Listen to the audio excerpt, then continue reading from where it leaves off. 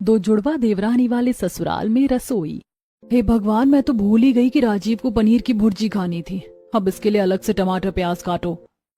आंचल टोकरी के अंदर से प्याज टमाटर निकालती है और उन्हें काटने लगती है, तो वहीं दूसरी तरफ कढ़ाई में सब्जी के लिए लगा हुआ तड़का जल जाता है। क्या हो गया मेरे दिमाग को? आंच फुल कर रखी थी मैंने, पूरा तड़का जल गया। अब दोबारा से तड़का बनाना पड़ेगा। आंचल अब सारा जला हुआ तड़का फेंक कर दोबारा से कढ़ाई में तड़का बनाती है कि तभी बाहर से आंचल की सास की आवाज आती है। अरे बहू, मेरी चाय नहीं बनी क्या अभी तक? जल्दी से ले आ। ला रही हूँ माँ जी। अब ये छलनी कहाँ रख दी मैंने? अभी तो यहीं पर थी।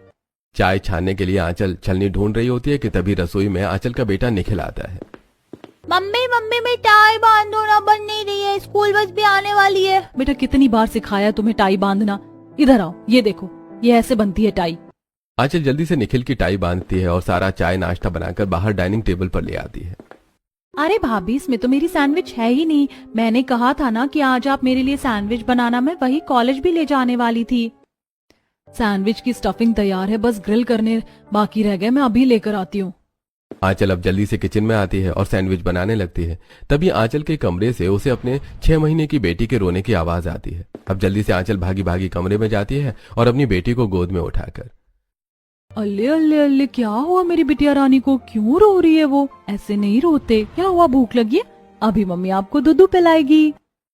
आंचल अपनी बेटी को दूध पिलाकर शांत करती है। सुबह सुबह की इस भाग दौड़ के चक्कर में आंचल ने एक घूंट चाय भी नहीं पी होती है। सभी को स्कूल कॉलेज ऑफिस भेजने के बाद अब आंचल सुकून से 2 पल बैठती है, तो वहीं संगीता आंचल के लिए चाय लेकर आती है, जिसे देखकर, अरे माँ जी, आप क्यों ले आई ये?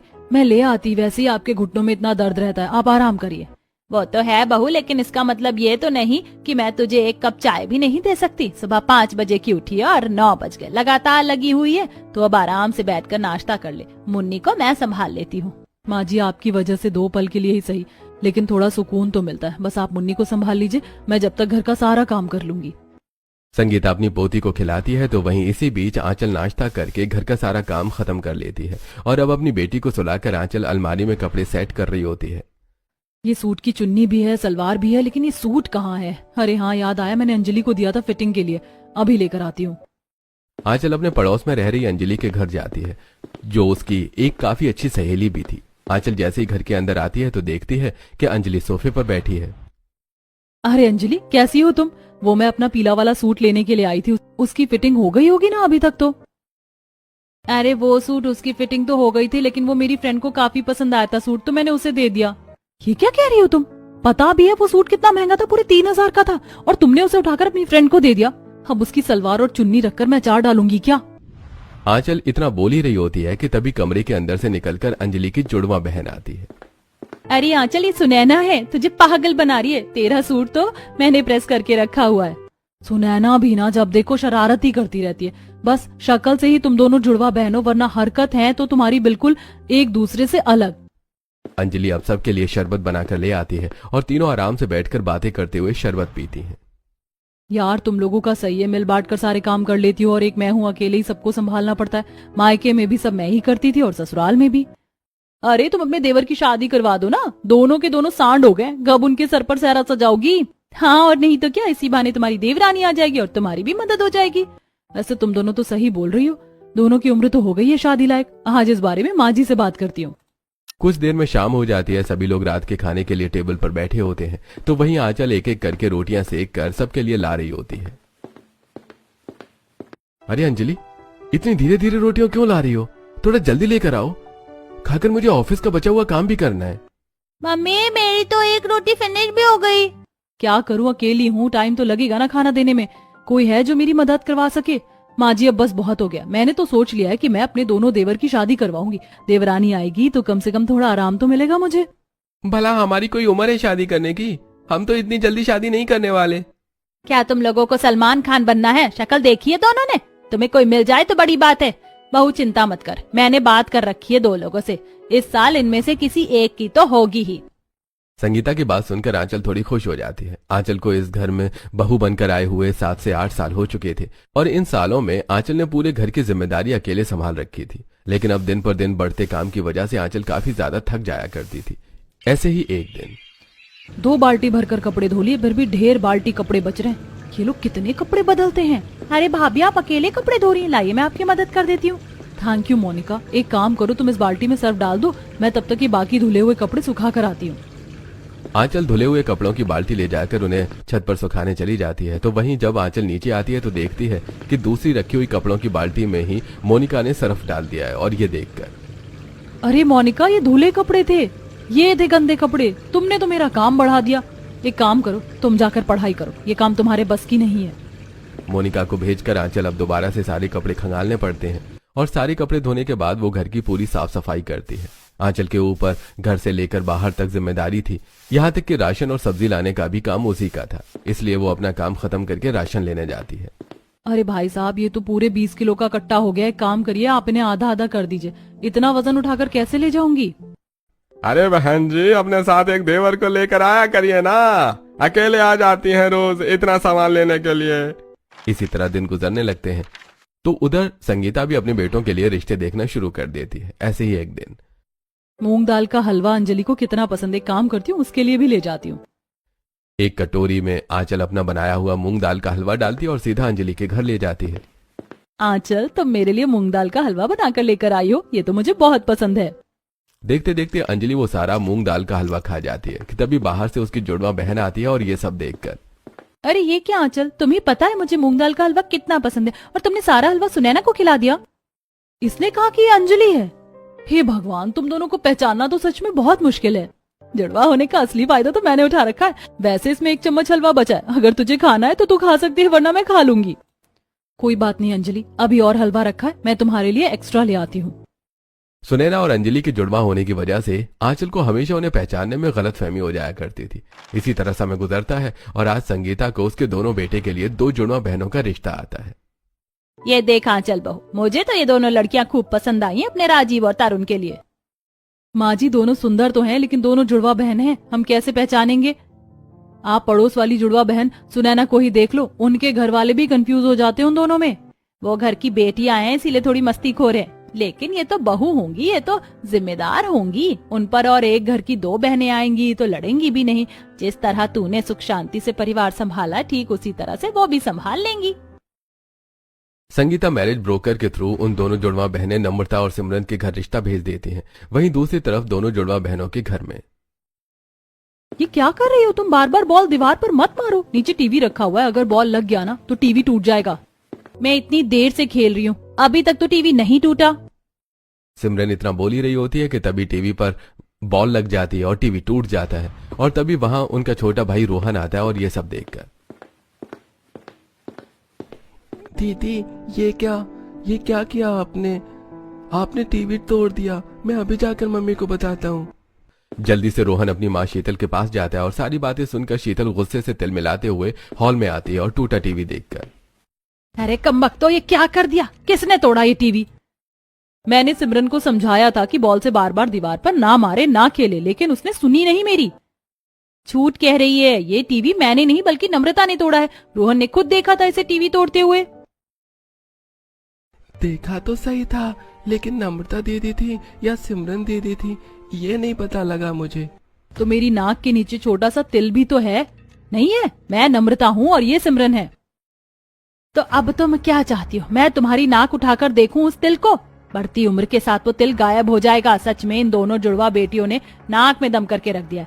अरे अगले हफ्ते तुम दोनों को देखने के लिए लड़के वाले आ रहे हैं। उन्हें पता चल गया कि तुम दोनों ऐसी हो तो इस जन्म में तो तुम्हारा घर बस गया। बचपन से ये दोनों बहनें अक्सर अपनी गलतियों का इल्जाम एक दूसरे पर डाल दिया करती थी, जिससे अक्सर इन दोनों के बीच में लड़ाइयां होती रहती थी। ऐसे कुछ दिन गुजरते हैं और आज इन दोनों बहनों को देखने के लिए संगीता अपने परिवार के साथ आने वाली होती है। आज के दिन भी तुम दोनों ने बिल्कुल एक से कपड़े पहनने थे।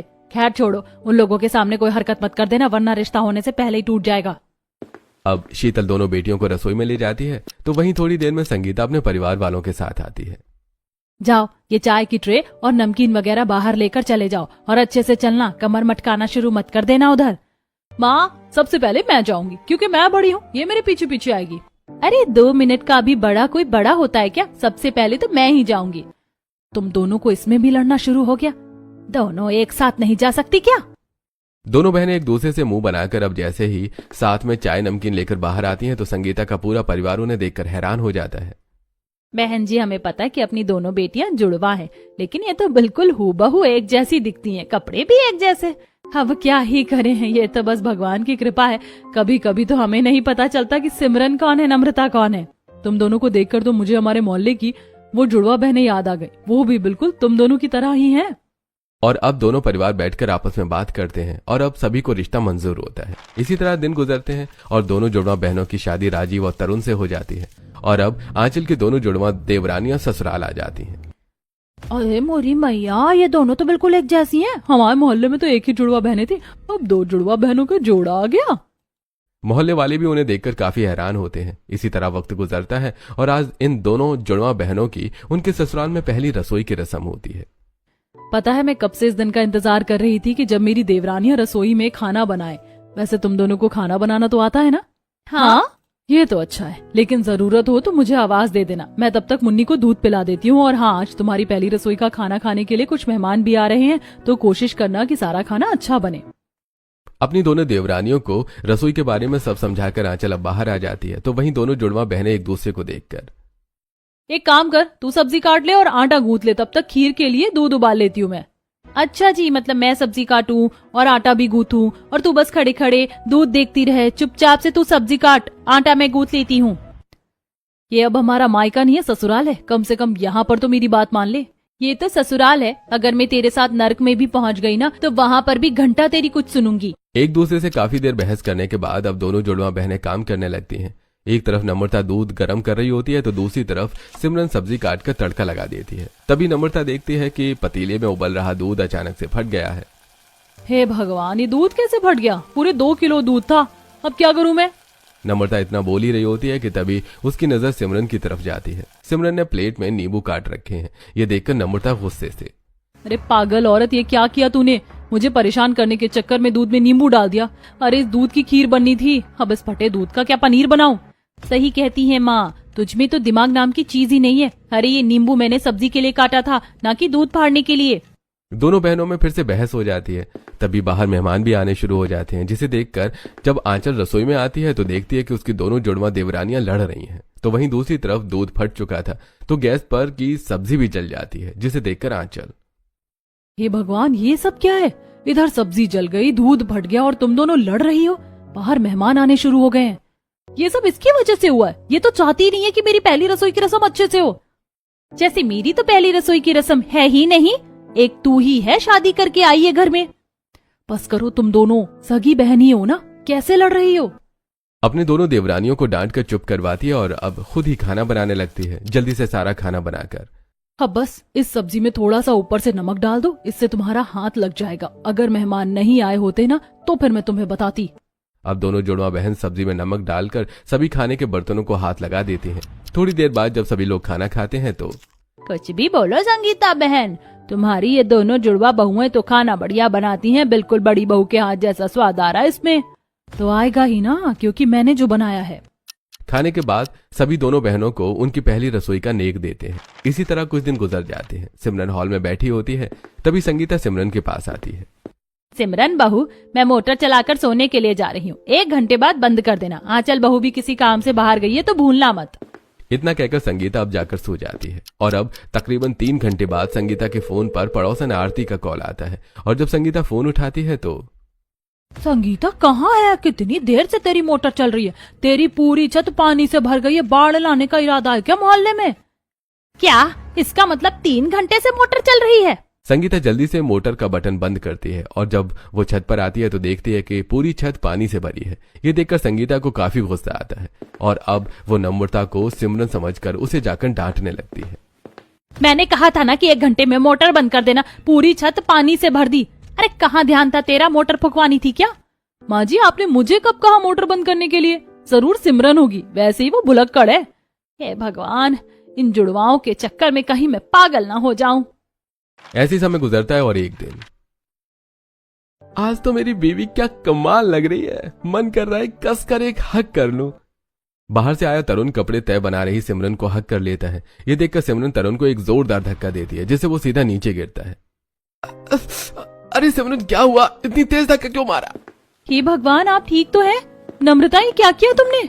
अपने पति को समझा लो, पीछे से हक कर रहे थे मुझे। धक्का नहीं मारती तो और क्या करती? अच्छा तो तुम नम्रता हो? अरे मुझे लगा सिमरन हो। एक तो तुम दोनों बहनें कपड़े भी तो एक जैसे पहनती हो, अब इसमें मेरी क्या गलती है? बेचारा तरुण लड़खड़ाते हुए उठता है और बाहर चला जाता है। नम्रता और सिमरन के जुड़वापन की वजह से उनके ससुराल वाले भी परेशान होने लगे थे। ऐसे ही एक दिन निखिल को फाफड़ा कितना पसंद है। आज जब वो स्कूल से आकर देखेगा कि फाफड़ा बना है तो कितना खुश हो जाएगा। अरे वाह भाभी, आप फाफड़ा बना रही है। पता है, मुझे फाफड़ा बहुत पसंद है। अपने कॉलेज टाइम पर मैंने काफी बनाया है फाफड़ा। मैं भी आपकी मदद करूं और साथ में जलेबी भी बना लेते हैं। यह सही रहेगा। चलो तो फिर जलेबी की तैयारी करो, मैं फाफड़ा बना लेती हूँ। वो मिलकर फाफड़ा और जलेबी बना लेते हैं। जब पूरा परिवार साथ में बैठकर गर्मा गर्म जलेबी और फाफड़ा खाता है तो अरे तुम तो हमेशा फाफड़ा ही बनाती थी, लेकिन आज तो जलेबी बन गई। मजा आ गया खाकर। कभी कभी इस तरह की अलग अलग चीज भी खाने में ट्राई करनी चाहिए। अपनी देवरानी की मदद से मैंने इतना बना लिया। आंचल के बगल में खड़ी उसकी देवरानी नम्रता नहीं बल्कि सिमरन थी। तो वहीं जब नम्रता अपने कमरे से बाहर निकल कर आती है और सभी को सिमरन की तारीफ करता देखती है तो उसे काफी गुस्सा आता है। और जब थोड़ी देर बाद जब आंचल रसोई साफ कर रही होती है तभी नम्रता गुस्से में कहती है, जलेबी बनाने में मैंने आपकी मदद करवाई और तारीफ उस सिमरन की हो गई। मुझे नहीं पता था कि वो तुम हो। मुझे लगा कि सिमरन ने मेरी मदद करी। तुम दोनों बिल्कुल एक जैसी हो। कब कौन आता है, क्या कर जाता है, पता ही नहीं चलता। अब क्या फायदा, उसे तो जाकर मैं बताती हूँ। सिमरन नम्रता के पास जाती है और उस पर चिल्लाने लगती है। अक्सर छोटी छोटी चीजों को लेकर इन दोनों जुड़वा देवरानियों में बहस होता देखकर आंचल काफी परेशान हो जाया करती थी। ऐसे कुछ दिन बाद राजीव नम्रता के लिए गिफ्ट लेकर आया होता है। आज हम सब मूवी देखने के लिए जा रहे हैं, तो मैंने सोचा कि तुम्हारे लिए एक नई साड़ी ले आऊं, इसे ही पहन कर चलना। अरे मैं तो सिमरन हूँ, क्या फर्क पड़ता है ये साड़ी नम्रता पहने या सिमरन? सिमरन राजीव को कुछ नहीं कहती और साड़ी लेकर चली जाती है। तो वहीं नम्रता सिंपल साड़ी में तैयार होकर बाहर आती है। मैंने तुम्हें इतनी अच्छी साड़ी गिफ्ट की है और तुम ये सिंपल साड़ी पहनकर आ गई। तुमने कब मुझे साड़ी गिफ्ट करी? थोड़ी देर पहले लेकर आया था और तुमने खुश होकर ली भी थी। राजीव की बात सुनकर नम्रता सब समझ जाती है और सिमरन के कमरे में जाती है तो देखती है कि सिमरन नई साड़ी पहनकर अच्छे से तैयार हो रही है। साड़ी मेरे पति मेरे लिए लेकर आए थे, तूने कैसे पहनी? तू बता नहीं सकती थी कि तू सिमरन है, नम्रता नहीं? याद है जब बर्थडे के दिन मुझे वो पिंक वाली फ्रॉक पसंद आई थी, लेकिन तूने लड़कर उसे मुझसे कैसे छीन ली थी? अरे भाई क्या हुआ, क्यों लड़ रहे हो दोनों? जब देखो बहस करनी होती है तुम दोनों को तो। अरे बस भी करो, मूवी के लिए लेट हो रहे हैं। जैसे तैसे आंचल अपने दोनों देवरानियों को चुप करवाती है, लेकिन वो जानती थी कि उसकी दोनों देवरानियों का रोज का ही है। ऐसे ही एक दिन जब दोनों बहनें पास के मार्केट में गई होती हैं तो कितना सुंदर लग रहा है, सिर्फ 50 रुपए का है, ले लेती हूँ। नम्रता जब पैसे देने के लिए अपना बैग खोलती है तो देखती है कि उसमें 500 का नोट है और दुकान वाले के पास खुला नहीं है। ये देखकर नम्रता दूसरी दुकान पर खुले पैसे लेने के लिए जाती है। तो वहीं सिमरन बाकी का सामान खरीद कर उसी दुकान पर आती है। ये वाला कड़ा कितना अच्छा लग रहा है भैया, कितने का है ये? अरे मैडम, अभी तो आप लेकर गई, ये बोल करके पैसे खुले करवा कर ला रही हूँ। मैं कब गई, मैं तो अभी आई हूँ। अरे ओ चोरनी, अभी तो मेरा कड़ा लेकर गई थी और ये वापस आ गई। चलो पैसे निकाल। भाई साहब, मैं लेकर गई थी, ये तो मेरी जुड़वा बहन है। ये लीजिए आपके पैसे। तेरी वजह से इस दुकान वाले ने मुझे चोर नहीं बोला, बता नहीं सकती थी मुझे। दोनों ही बहन मार्केट में लड़ना शुरू हो जाती हैं, जिसे उनकी एक पड़ोसन प्रेरणा देख लेती है और घर आकर सारी बात आंचल को बताती है, जिसे सुनकर इन दोनों की वजह से परेशान हो गई हूँ। घर तो घर, अब बाहर के लोग से सुनना पड़ रहा है मुझे। जब ये सारी बात सिमरन और नम्रता को पता चलती है तो नम्रता को प्रेरणा पर काफी गुस्सा आता है और वो अगले दिन सारा कूड़ा प्रेरणा के घर के आगे डाल देती है, जिसे प्रेरणा अपना बालकनी में खड़ी देख लेती है। और अब वो गुस्से में तिलमिलाती हुई आंचल से लड़ने के लिए आती है। तुम्हारी देवरानी ने सारा कचरा मेरे आंगन में डाल दिया। वो मेरा घर है, कोई कूड़ादान नहीं। पर डाला किसने? दोनों की शक्ल भी तो एक जैसी है। इनके तो कपड़े भी एक जैसे हैं। मैं तो कह रही हूँ दोनों को सुनाओ। आंचल अब काफी परेशान हो चुकी थी। जहां उसने सोचा था कि उसकी दोनों देवरानियों के आने के बाद उसका काम हल्का होगा, लेकिन उसका उल्टा ही है। ऐसे ही एक दिन, आज तो संडे है ना, तो क्यों ना हम लोग बाहर से कुछ खाना मंगवाएं? मुझे काफी अच्छा रेस्टोरेंट भी पता है, हम वहां से खाना मंगवाते हैं। संडे का दिन होने की वजह से नम्रता बाहर से खाना ऑर्डर कर देती है, लेकिन जब वो सब खाना खाने के लिए बैठते हैं तो देखते हैं कि वो खाना खराब है। सारा बासी खाना उठाकर दे दिया है। तुम दोनों में से किसने मंगवाया ये खाना? इसने ही मंगवाया है, मैंने मना किया था उस रेस्टोरेंट से मंगवाने के लिए। मैंने नहीं मंगवाया, इसने मंगवाया है। मम्मी, मैं तो कंफ्यूज हो गई हूँ कि किसने मंगवाया है। आंचल भाभी एक काम करो, आप ही कुछ बनाकर ले आओ। आंचल गुस्से में उठती है और किचन में जाकर खाना बनाने लगती है। इन दोनों ने तो सच में जीना हराम कर दिया। मन तो करता है कभी कभी इन दोनों को उठाकर घर से बाहर फेंक दूं। अब ऐसे ही कुछ दिन और गुजर जाते हैं। सुबह का वक्त होता है। ऑफिस जाने की जल्दी में नम्रता को सिमरन समझकर तरुण उसे अपना शर्ट प्रेस करने के लिए बोल देता है, और जब ये बात सिमरन को पता चलती है तो क्यों गुस्सा हो रही हो? मुझे लगा वो तुम हो। मैं कैसे पहचानता कि कौन सिमरन है और कौन नम्रता? इसमें मेरी क्या गलती है? तुम्हारी ही गलती है, मुझसे बात मत करो। तरुण सिमरन को मनाता रह जाता है, लेकिन वो तरुण की एक नहीं सुनती, और ऐसे ही अब कुछ दिन और गुजर जाते हैं। संगीता आज अपनी दोनों छोटी बहू को लेकर पड़ोस में रहने वाली जुड़वा बहनें अंजलि और सुनैना के घर जाती है। अरे संगीता आंटी आप, और आज तो सिमरन और नम्रता भी आई हैं। ऐसे ही आ गए, सोचा तुमसे आकर मिलने। वैसे पता है तुम्हें, नम्रता और सिमरन ये काफी अच्छे कपड़े सिलती हैं। तुम कोई भी डिजाइन बता दो, वैसे डिजाइन में सिल देती हैं। अरे आंटी वो तो अंजलि करती है, मैं तो सुनैना हूँ। मेरी बहन जितना टैलेंटेड कोई नहीं है दुनिया में। हमेशा ही दोनों बहनें एक दूसरे की तारीफें करती रहती है। लड़ाई झगड़ा तो इनमें नाम का भी नहीं है। सुनैना और अंजलि की इतनी तारीफ सुनकर नम्रता और सिमरन भी थोड़ी हैरान होती हैं। ऐसे ही हफ्ता भर गुजरता है और आज दोनों देवरानियां अपनी जेठानी के साथ पास के मार्केट में आई होती हैं। तभी वो देखती हैं कि सुनैना और अंजलि की एक ठेले वाले से लड़ाई हो रही है। अरे मुझे क्या पता कि आप दोनों जुड़वा बहने हो हैं? मुझे लगा कि ये सामान लेकर चली गई, इसलिए पीछा करते करते आ गया और मैंने गलती से इन्हें पकड़ लिया। खुले करवाने के लिए गई थी, लेकिन तुम्हारी हिम्मत कैसे हुई मेरी बहन को चोर कहने की? चोर तू होगा, तेरा पूरा खानदान होगा। देख रही हो तुम, सिमरन और नम्रता, इन दोनों के बीच में कितना प्यार है। और एक तुम दोनों हो जो उस दिन मार्केट में ही एक दूसरे पर इल्जाम लगाकर लड़ने लगी। अरे बहनों के बीच में लड़ाई होती है, लेकिन वहां नहीं जहां एक दूसरे की जरूरत हो। आंचल की ऐसी बातें सुनकर नम्रता और सिमरन थोड़ी सोच में पड़ जाती हैं। ऐसी समय गुजरता है और आज आंचल अपनी जुड़वा पड़ोसन से मिलने जाती है तो देखती है कि उसमें से एक बहन का पैर टूट गया है। ये देखकर आंचल को काफी बुरा लगता है, और जब वो घर आकर ये सारी बात सिमरन नम्रता को बताती है तो मुझे तो काफी बुरा लगा अंजलि के लिए। पता है सुनैना कितना रो रही है, वो तो उसके पास से हिल ही नहीं रही है। नम्रता हमें भी चलकर देखना चाहिए। सिमरन और नम्रता जब उन दोनों जुड़वा बहनों के घर जाती हैं तो देखती हैं कि कैसे सुनैना अपनी बहन का ख्याल रख रही है। अंजलि का पेट टूटा कैसे? स्कूटी बाइक से गिर गई थी क्या? नहीं, बस सीढ़ियों से उतरते वक्त अचानक से पैर फिसल गया और मैं गिर गई। बस हड्डी में थोड़ा क्रैक आया है, कुछ हफ्तों में ठीक हो जाऊंगी मैं। अब दवाई खा ले और थोड़ी देर आराम कर ले, डॉक्टर ने बेड रेस्ट के लिए बोला है। दोनों बहनों के बीच में इतना प्यार देखकर सिमरन और नम्रता को काफी अच्छा लगता है। तो वहीं ऐसे ही शाम हो जाती है। सिमरन गरम तेल की कढ़ाई किचन प्लेटफॉर्म पर रख रही सब्जी काट रही होती है कि तभी नम्रता गलती से आकर उस कढ़ाई को छू लेती है, जिससे उसकी उंगलियां जल जाती हैं। पूछ तो लेती कि कढ़ाई में तेल है तो कढ़ाई ठंडी है गर्म है? जला ली ना उंगलियां, यहीं रुक, मैं आलू घिस कर लाती हूँ। सिमरन आलू लाती है और नम्रता की उंगली पर लगाने लगती है। जलन हो रही है ना, एक काम कर, तू जाकर आराम कर ले, सारा खाना मैं बना लूंगी। नम्रता को कमरे में भेजकर सिमरन अब सारा खाना खुद अकेले ही बना लेती है। तो वहीं जब एक दो दिन में नम्रता का हाथ ठीक हो जाता है तो आज दोनों बहनें मिलकर साथ में ढेर सारे पकवान बनाती हैं। आज का खाना तो काफी लजीज बना है, मजा आ गया खाकर। अरे मुझे तो सबसे बढ़िया ये कचौड़ी लगी। कचौरी तो नम्रता ने बनाई है, वो बहुत अच्छी कचौरी बनाती है। उसे 7 से 8 तरह की कचौरी बनाने आती है। और ये जो मलाई कोफ्ता है ना, ये सिमरन ने बनाया। पनीर की सब्जी तो ये शेफ से भी बेहतर बना लेती है। ये क्या देख रही हूँ मैं, जहाँ कल तक ये दोनों एक दूसरे के काम का क्रेडिट छीनने में लगी रहती थी, और आज एक दूसरे की तारीफ कर रही हैं। हैरान तो मैं भी हो रही हूँ। पता नहीं ये कौन सा अजूबा हुआ है, लेकिन अच्छा है ना, कम से कम अब दोनों की किचकिच तो नहीं सुननी पड़ेगी। खाना बनाने के बाद दोनों बहनें मिलकर किचन में साफ करती हैं, जिसे देखकर आंचल को काफी अच्छा लगता है। और अब उस दिन के बाद से दोनों बहनों की लड़ाइयां तो खत्म नहीं होती। जहां उन्हें एक दूसरे को समझना चाहिए वो वहां समझती हैं। तो वहीं अब अपनी जेठानी के साथ घर के कामकाज भी करवाती हैं, जिससे किसी को कोई परेशानी न हो। लेकिन आंचल काफी ज्यादा खुश थी।